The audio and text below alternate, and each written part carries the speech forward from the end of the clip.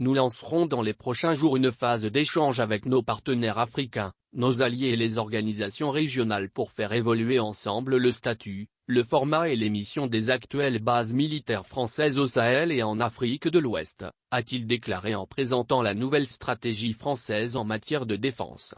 Cette stratégie sera finalisée d'ici 6 mois. C'est indispensable et c'est une des conséquences que nous tirons de ce que nous avons vécu ces dernières années dans toute la région du Sahel, a-t-il expliqué.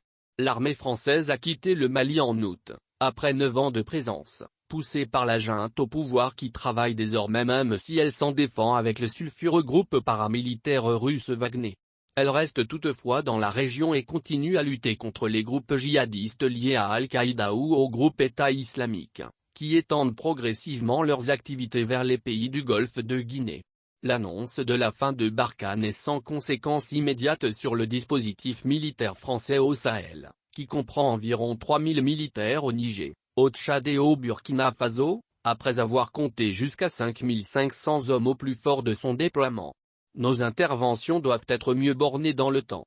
Nous n'avons en effet pas vocation à rester engagés sans limite de temps dans des opérations extérieures, a justifié le chef de l'État. Notre soutien militaire aux pays africains de la région se poursuivra, mais selon les nouveaux principes que nous avons définis avec eux, a-t-il précisé. Il se déclinera à l'échelle de chaque pays selon les besoins qui seront exprimés par nos partenaires. Paris doit composer avec une opinion publique africaine de plus en plus hostile, au sein de laquelle l'influence de puissances rivales, Moscou en tête, se renforce via réseaux sociaux et médias officiels.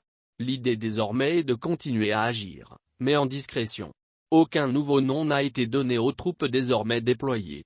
Nos soldats restent couverts, protégés, soutenus, administrés dans des conditions qui sont satisfaisantes mais l'annonce officielle est nécessaire localement, expliquait-on mardi à l'Élysée. Dans le champ des perceptions, Barkhane continue d'occuper une présence très importante sur les réseaux sociaux.